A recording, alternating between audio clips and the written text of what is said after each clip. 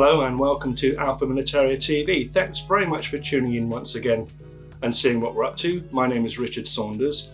Now, before we go any further, as I always do, I want to say thank you to all of our regular subscribers and invite anyone who's perhaps found us for the first time to subscribe as well. And obviously, if you like what you see, to hit the like button. Now, down below you'll find a link to our website, which is alphamilitaria.com, and on there you'll find a whole bunch of airgun reviews, articles and features, and also a link to our store where we sell some scopes and some accessories.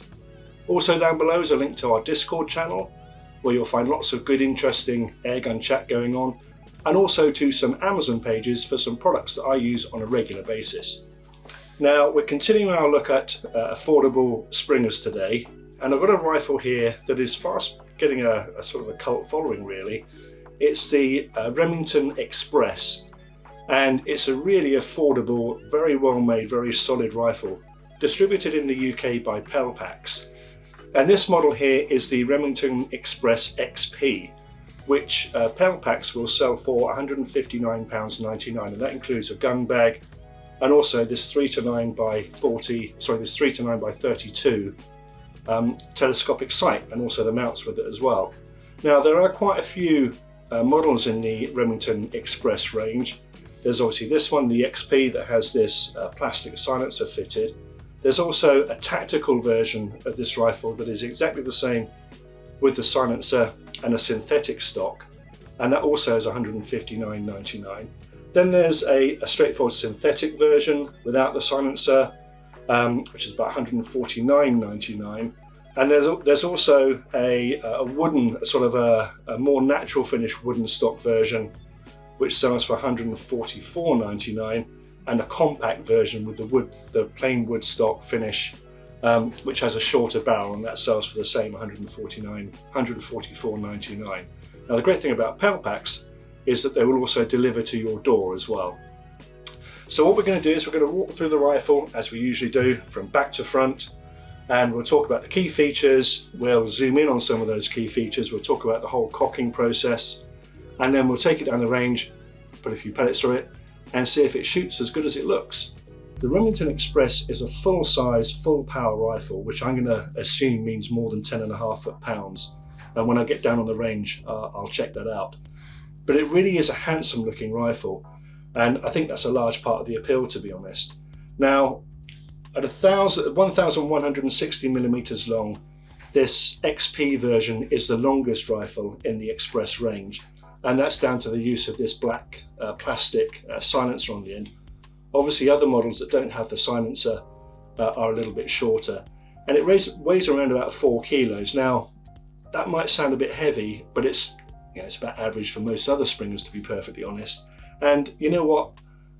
I'm not put off by that, because it tells me that they've used good quality materials in here, and plenty of them. They haven't really sort of skimped on the materials. And also, that extra weight in a springer in particular is quite useful, because it helps manage the recoil. Now, the overall stock is, I'm guessing it's probably going to be beech or something like that, but it has this, the XP version has this dark wood stain on it. And it's a very, very good sort of glossy finish to it. And it's very well done. It's the coating is very, very even. There's no drips or runs on it or anything like that. And it really does set the rifle off nicely. Now, the other rifles obviously have synthetic stocks or like a lighter wood color finish, but I really like this dark finish on the XP. The rifle is also completely ambidextrous too. Now, starting at the back, you have a solid rubber shoulder pad. There's no adjustment in it, and it is set off with a black spacer here, which is quite nice. Now, there's no cheek pieces either side of the stock here, which is fine. As I say, makes it ambidextrous. And although the comb isn't accentuated in any way, it does set you up to look down the rifle quite nicely. The pistol grip is very comfortable in the hand. It's quite nice and sort of swollen. There are patches of stippling or checkering on both sides, both here on the pistol grip and also on the forend as well. And as I say, it's a very handsome rifle, and I must admit, when I first got it out of the box, I thought it reminded me of a Viararc HW80, and that's no bad thing whatsoever. Now, the trigger is adjustable, 2 stages. Bearing in mind this sells for £159.99. the trigger isn't going to be up there with your air arms and your wire arcs, but you know what, it's actually pretty good. The two stages are very well defined. There's a good transition between the first stage and the second stage, and it lets off very cleanly as well. And also there are some holes in the trigger guard down here, which is a plastic, to allow you access to make those adjustments. Now on this side here, and we'll show you this in close up, is a safety catch. Now what happens is when you break the barrel, the safety catch instantly pops out. It's like a pin, again very much like a wire arc springer. And to make the rifle live, you've got to push that button back in again. Now, unlike most other springers, to be perfectly honest, there's like a little lever on the safety catch as well, and that makes it resettable. So if you cock the rifle and load it, obviously, and then you take the safety catch off, you can reset the safety catch with this little lever without having to re-break the barrel, which I think is a really good idea, and it's something that you don't see on even top-end springers, to be perfectly honest. Really nice feature, that. The finish on the metalwork is just as good as on the woodwork. It's like a sort of a semi-matte finish. Again, very even, very well done, and it really does, you know, make this into a very good-looking rifle. There's a set of dovetail rails on the top here. And there's like a series of grooves as well, which I'm assuming is designed to take an arrestor pin or an arrestor block to prevent any movement of the scope under recoil. So that's a good feature too. Now the scope that you get with it is a 3-9 by 32. I'll be honest, it's not the sort of scope you're going to put on a top-end PCP rifle for shooting, 50 meters or so. But given that this rifle is probably going to be used anywhere between sort of 10 and 25 meters, it's really very good. It's nice and clear, the adjustment is nice and smooth, and also you obviously get your typical windage and elevation adjustments up here as well, and you get a reasonable set of mounts with it too. So, to be included within the price, that's a really good little feature. Now, breaking the rifle is in the usual way, and we'll show you that in a second as well. But when you lock it up, the breech up here is nice and chunky, lots of metal there, and it really does lock up nice and tightly. And give this rifle a shake, and I always give a springer a good shake to see anything rattles, and there's no noise from it whatsoever. So I think those are the key things. What we'll do now is we'll zoom in on those in close up, then we'll show you that safety catch and the whole cocking process in detail.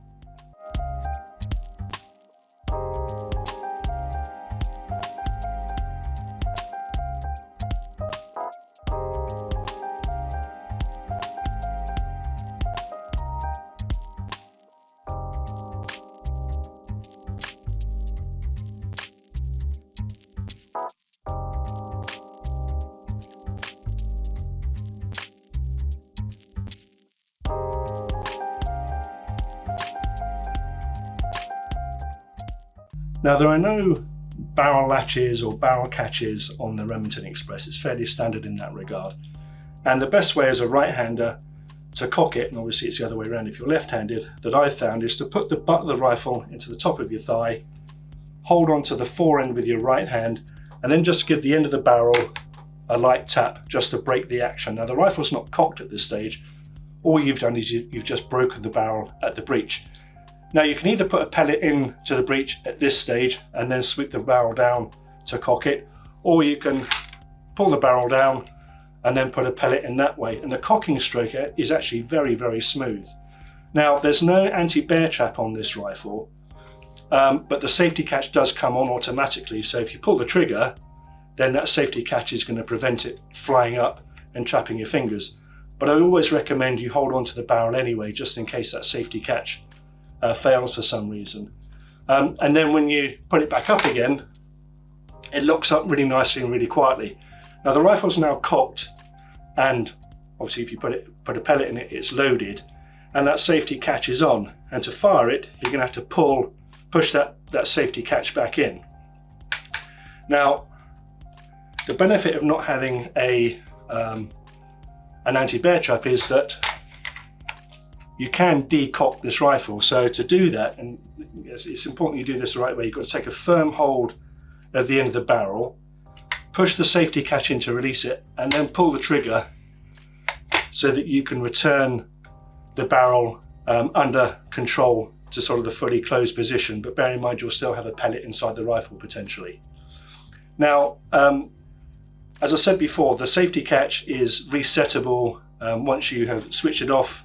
Let's say you're out hunting or something, you go to take a shot, you take the safety catch off, and then the rabbit runs away or whatever. You've now got a loaded rifle that's live. Now, on a lot of rifles, you'd have to then re-break the barrel and reset the safety catch again. On this rifle, you can reset the safety catch without re-breaking the barrel, and we'll show you that next. Now, this is going to be a little bit tricky because I'm doing this back to front, as it were, but let's cock the rifle. Okay, assume you put a pellet inside it and then close it up. Now, the safety catch, which is this little button here, has now come on, and if I pull the trigger, nothing's going to happen. Now, to release the safety catch, you'll need to push that button in, and then if you can see on this right hand side, hopefully, a little red button has come out here to tell you that the rifle is live. Now, as I said, in that scenario where, you know, if a rabbit runs off, you're going to want to make this rifle safe again. So hopefully you can see up here there's like a little lever. If you pull that back and then forward again, that has reset the safety catch. So the rifle is now safe again. Well, that's a quick rundown on the Remington Express XP. What I'll do now is I'll take it down the range, put some pellets in it, see how accurate it is, how consistent it is, and also put it over the chronograph and see what the power output is. Well, I'm down at Reading Air Target Shooting Club once again. I've got the Remington Express XP this time. I set a target out at 20 yards, which I think is about right for a budget Springer. And it's a little bit windy, but we'll see how we get on. I'll take 10 shots, and I'm using Air Arms Dovetail Field Pellets 177 caliber.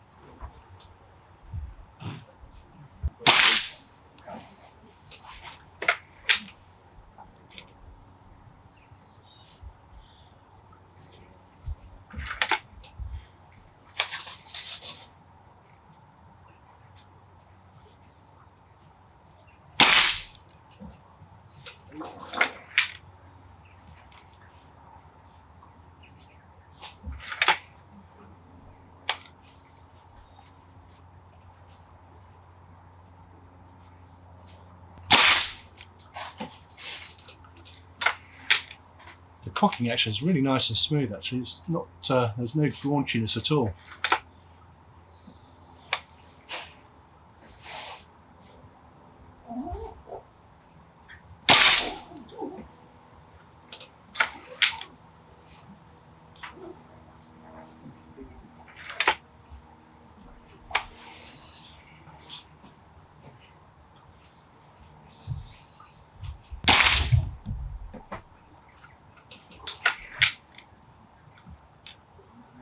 Yeah, you're fine, mate. All right. See you next week, John. Yep.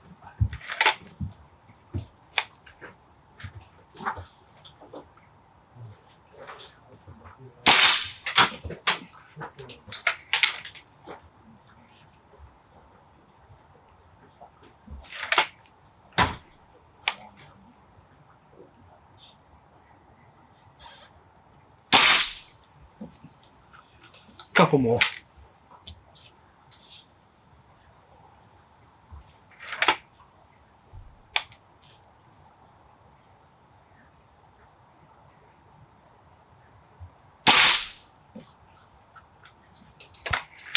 Make this the last one.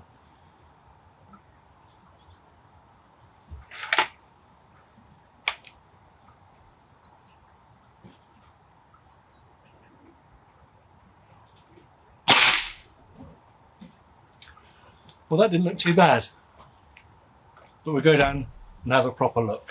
I'll tell you what, for a budget Springer, now this is at 20 meters, that's not too bad at all. I would say that's probably, obviously it's a little bit low and right, so the scope needs a bit of adjustment. But in terms of grouping, that's not too shabby at all. A little bit over a fingernail size, and that's 10 pellets. A couple went a little bit left, but I'd imagine there's probably 7 in that group there, 1 low there, and a couple left. But overall, that's well under an inch, which is which is not too bad, especially on a blustery day. Well, that's our review of the Remington Express XP, a really handsome looking rifle, I'm sure you'd agree. Performs pretty well as well. Now, over the chronograph it was putting out 10.4 foot-pounds, which makes it perfectly adequate for pest control for short to medium range, and also it's pretty accurate too. Now, it's a really blustery day today, and I'm sure that in calmer conditions that group would have tightened up even more. Anyway, hope you found that useful. If you did, please hit the like button, and if you haven't already, consider subscribing as well. And if you'd like more information on this rifle and a whole bunch of other airgunning topics, reviews and features and what have you, check out our website, which is alphamilitaria.com. Thanks for watching.